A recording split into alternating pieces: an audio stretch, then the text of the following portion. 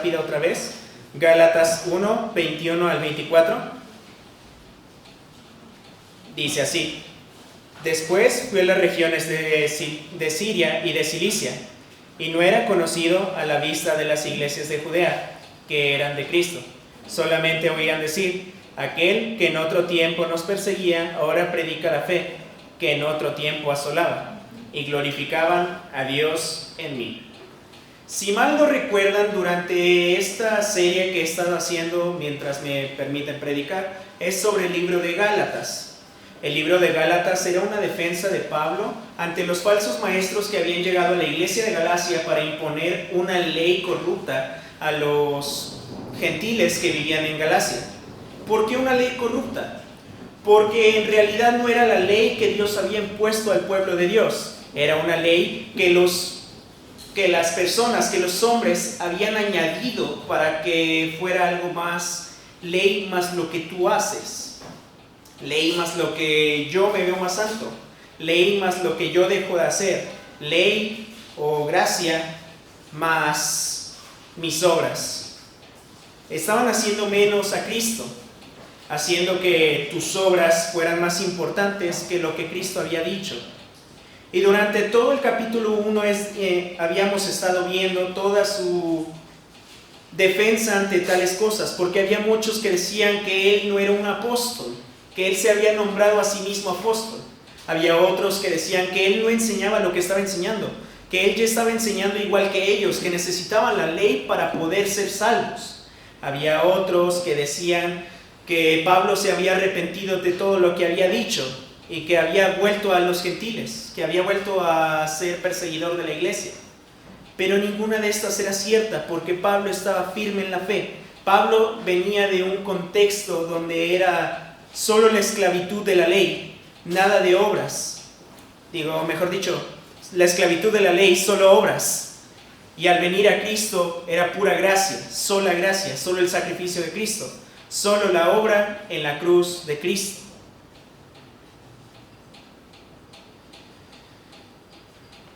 Ahora, terminando su defensa, usa 4 versículos que, si bien son muy cortos, nos dejan una muy buena enseñanza. Se preguntará, ¿de dónde podemos aprender algo de estos versículos? Pues de estos versículos Pablo nos enseña cómo debemos servir a Dios, cómo debe ser nuestra actitud cuando servimos a la iglesia, a los otros miembros en Cristo. ¿Y cómo pudo decir eso en una porción tan corta? Pues lo veremos a continuación. Vamos a orar para empezar.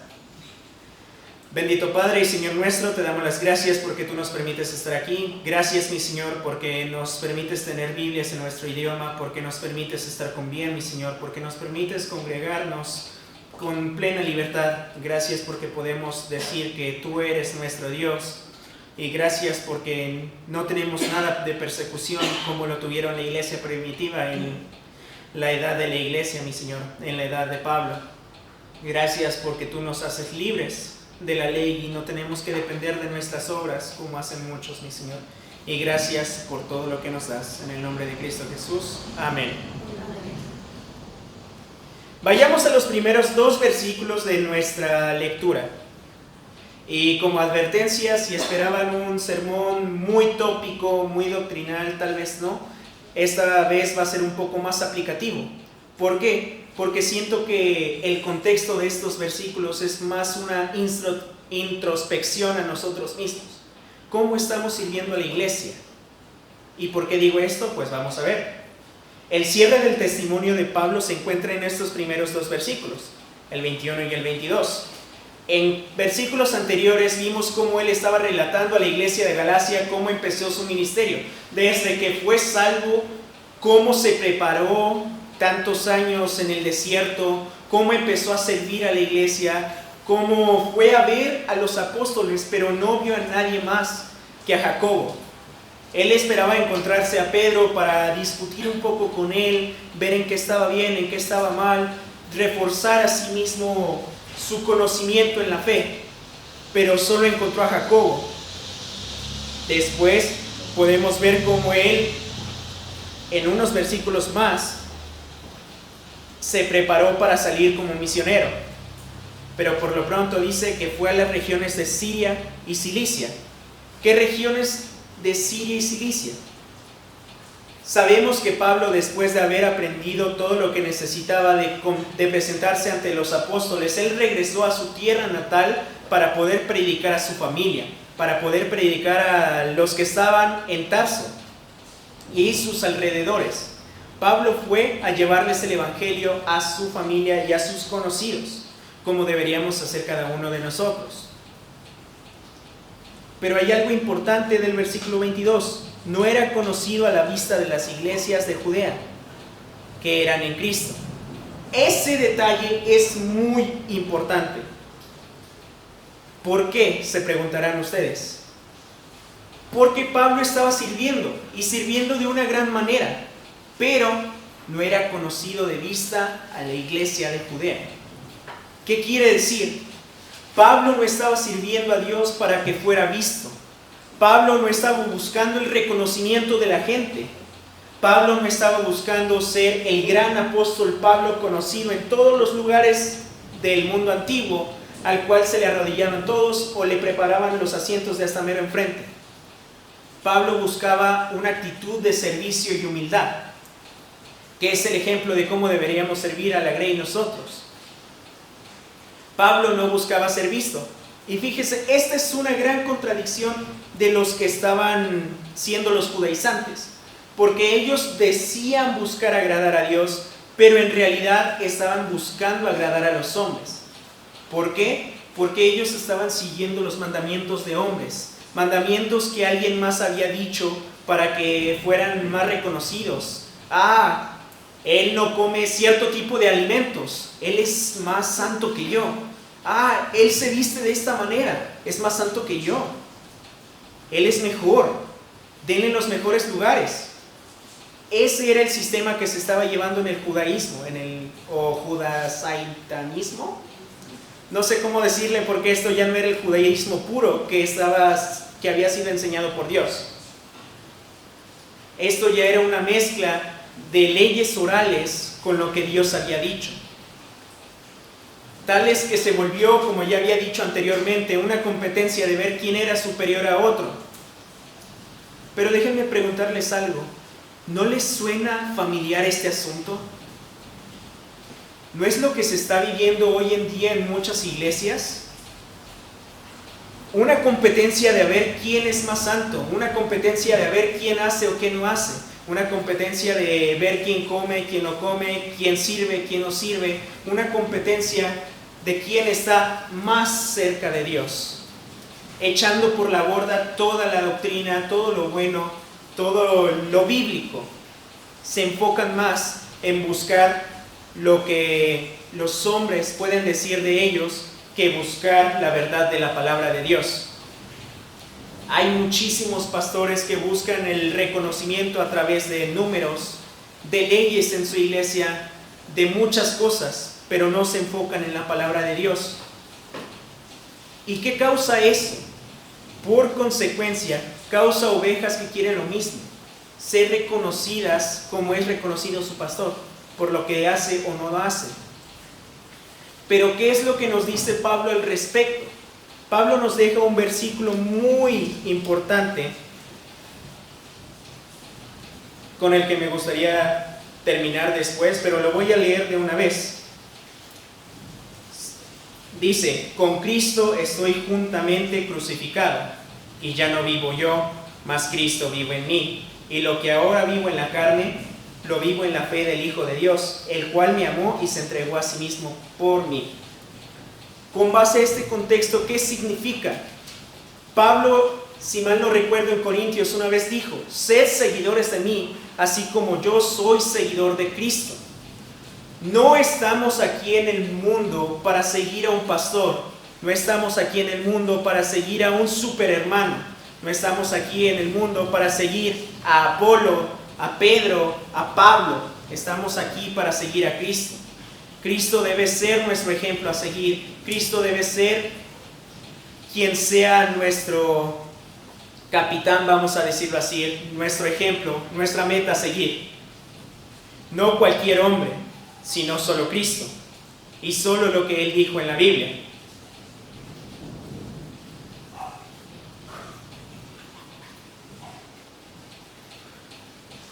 Lo que me llama la atención con base a lo que ya hemos visto es algo, como dije, aplicativo.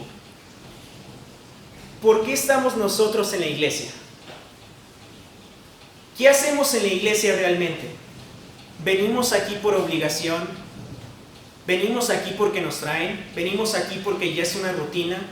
¿Servimos en la iglesia porque me pusieron a hacerlo? ¿Lo hacemos de corazón?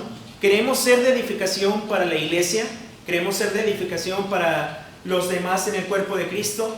¿O solo estamos porque estamos? Muchas de las veces, aún yo he caído en esto, y yo pienso que la mayoría ha de caer en esto, que ya se vuelve una rutina. Se vuelve algo rutinario, se vuelve algo robótico. Es domingo, ya sé que tengo que estar en la iglesia. Pero ¿dónde está tu corazón? ¿Tu corazón está acostadito en la camita, calientito, con un chocolatito, un cafecito? ¿O está buscando desear más de Dios? ¿Está buscando crecer espiritualmente? ¿Está buscando alimentar su alma de vida, del pan de vida que es Cristo? Muchas iglesias se están volviendo robóticas, están porque ya es rutina. Pero si le preguntan de qué pudo tratar cualquier mensaje, no te van a saber decir por qué, porque ellos no estaban. Ellos estaban en cualquier otro lugar menos en la iglesia. Pero no debe ser así. Nosotros debemos tener un hambre para crecer en Cristo. Debemos tener una sed de más agua de vida. Un hambre de llegar a ser más como el Hijo de Dios, que es lo que necesitamos ser cada uno de nosotros.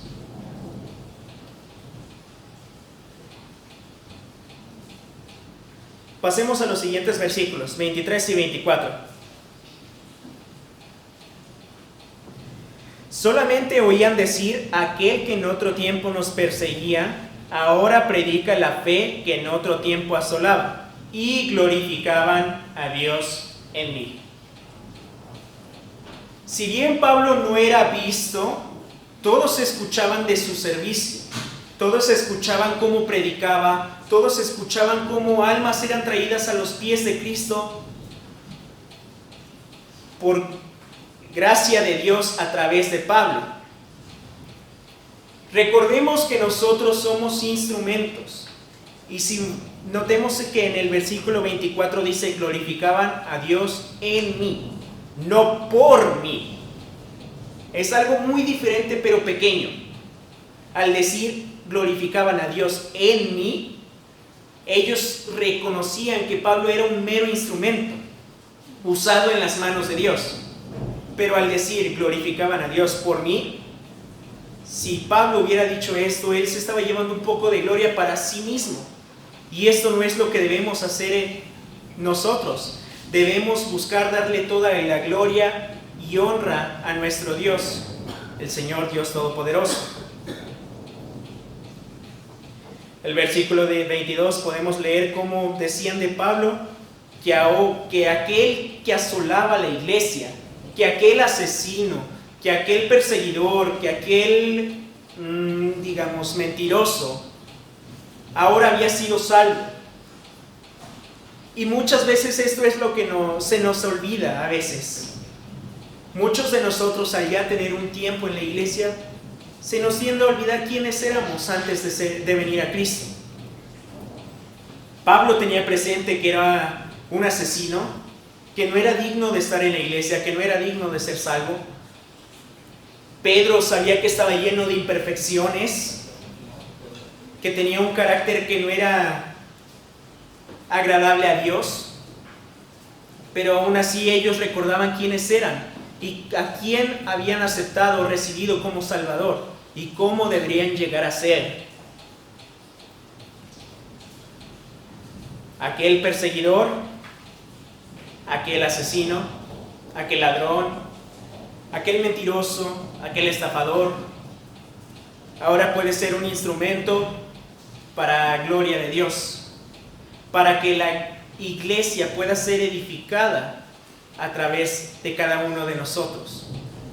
que en realidad ese es nuestro fin, edificar a la iglesia. Pertenecemos a la iglesia para edificar a la iglesia, al cuerpo de Cristo, no para destruirlo, que muchas veces es lo que se vive en varias iglesias. Este cierre de capítulo es sumamente perfecto, porque Pablo está diciendo que todo esto que pasó fue para gloria de Dios. ¿Y cómo puede decir esto? Tal vez es un poco confuso. ¿Aún lo que nos pasa malo es para gloria de Dios? Déjenme decirles que sí, ciertamente. Hay un libro llamado Santidad en donde se toca un tema muy específico que se me quedó muy grabado. Se llama la autoglorificación o autoexaltación de Dios. ¿Qué es esto? Se escucha muy confuso. Esto es que Dios se glorifica a sí mismo a través de todo. Muchos no pueden comprender el por qué Dios puede mandar a gente al infierno. Esto es fácil de explicar con la autoglorificación.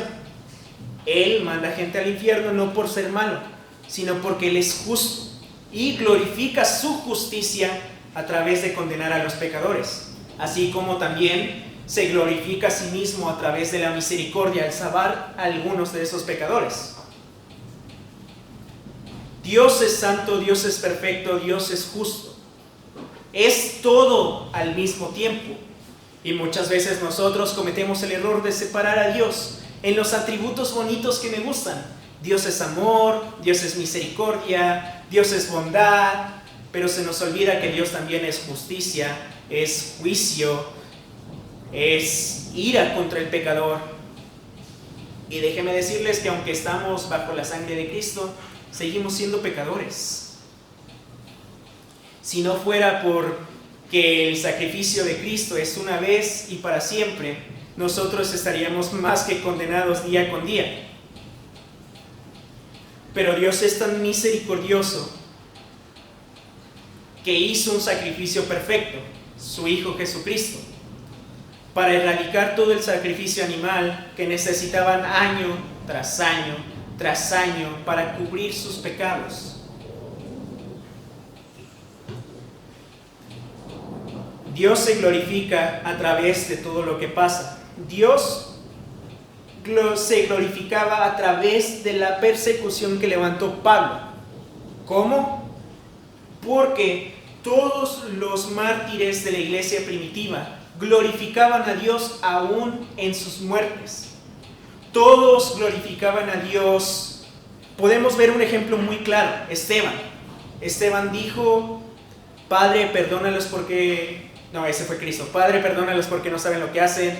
Esteban lo que dijo fue: no les tomes en cuenta este pecado o algo así, si mal no recuerdo. Y muchos de estos mártires tomaban lo mismo. Aún en su muerte no condenaban a los que los mataban, sino querían que ellos pudieran ver a Cristo en ellos, pudieran ser llevados a la salvación como ellos fueron llevados a la salvación. Por eso, a través de la persecución que Pablo levantó, Dios se estaba glorificando. Dios estaba llevando almas salvas a Él y estaba haciendo que las almas perdidas no tuvieran excusa. Aquellos que mataron a esos cristianos escucharon de las bocas de los mártires que Dios era misericordia, que Dios podía perdonar este pecado, que Dios había muerto, que había mandado a su Hijo a morir en la cruz por cada uno de ellos, que Dios había puesto un plan de escape ante la condenación eterna, que Dios no solo era juicio, como muchos de los paganos pensaban. Muchos paganos pensaban que Dios era un Dios molesto. Cualquier religión que usted pueda pensar afuera de nuestro México, vamos a decirlo así, tienen a dioses molestos, dioses que buscan destruir la humanidad. Pero nuestro Dios estaba mostrando de otra manera, un Dios misericordioso, un Dios al que le importaba la humanidad, un Dios que durante mucho tiempo buscó reconciliarse con nosotros. ¿Pero por qué? No porque nosotros fuéramos buenos, sino porque él quería exaltarse a sí mismo a través de esto.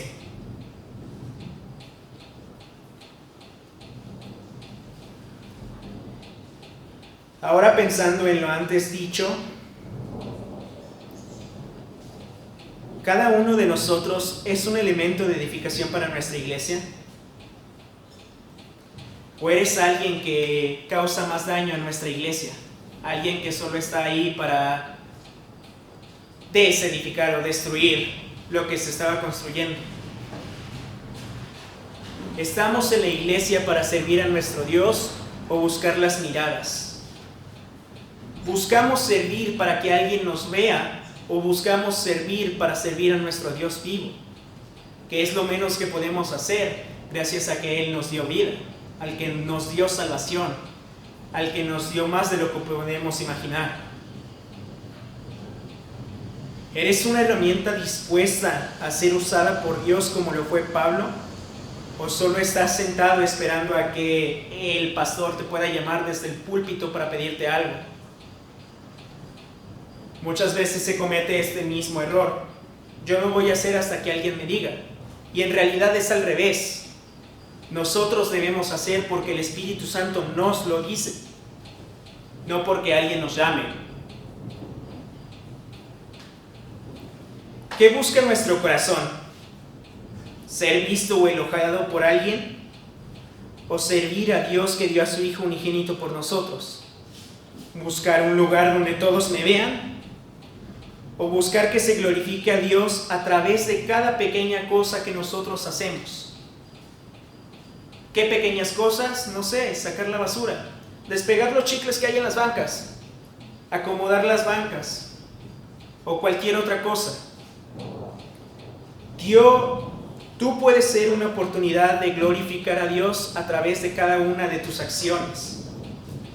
No solo en lo grande, no solo en donde todos te pueden ver. El verdadero motivo de nuestras vidas debe ser glorificar a Dios y exaltarle por su gran misericordia para con nosotros. Hay un dicho muy popular que dice: el que no vive para servir, no sirve para vivir. Y esto en la iglesia es más que perfecto.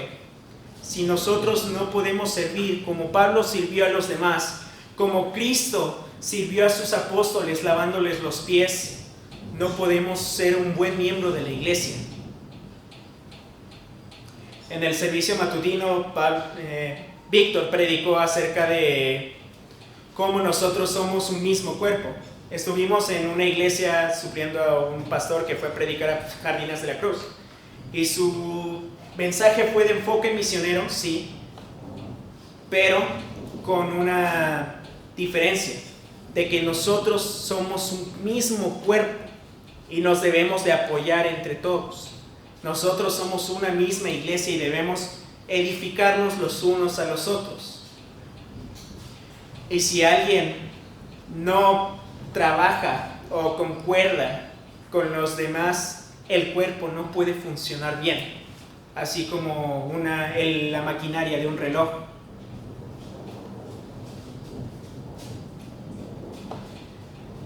Si nosotros no podemos servir así como los apóstoles sirvieron, así como Cristo sirvió, no podemos ser de edificación para la iglesia. Y lo más importante, no podemos glorificar a Dios, que es la meta de cada una de nuestras vidas. Al igual que Pablo, debemos buscar edificar a la iglesia con humildad y con la mirada puesta en Dios, no en que otros puedan verme o que otros sepan que yo hice algo. La verdadera vida cristiana es una de servicio, no una competencia de ver quién es más santo o quién es mejor en una u otra cosa, siempre buscando glorificar a Dios y que así Dios pueda glorificarse a sí mismo o autoexaltarse a través de su misericordia y justicia, para que nuestro testimonio pueda ser que otros glorifiquen a Dios a través de mí, y así poder decir, como dijo Pablo: con Cristo estoy juntamente crucificado, y ya no vivo yo, mas Cristo vive en mí. y lo que ahora vivo en la carne, lo vivo en la fe del Hijo de Dios, el cual me amó y se entregó a sí mismo por mí. Vamos a orar. Bendito Padre y Señor nuestro, te damos las gracias porque nos permites estar aquí. Gracias, mi Señor, porque tú moriste en la cruz por cada uno de nosotros, porque tú quisiste ser un ejemplo de servicio, mi Señor. Gracias porque Pablo nos enseñó cómo servir a los demás y cómo podemos ser de edificación para la iglesia. Gracias por tu bondad y misericordia para con nosotros pecadores y por todo lo que nos das. En el nombre de Cristo Jesús. Amén.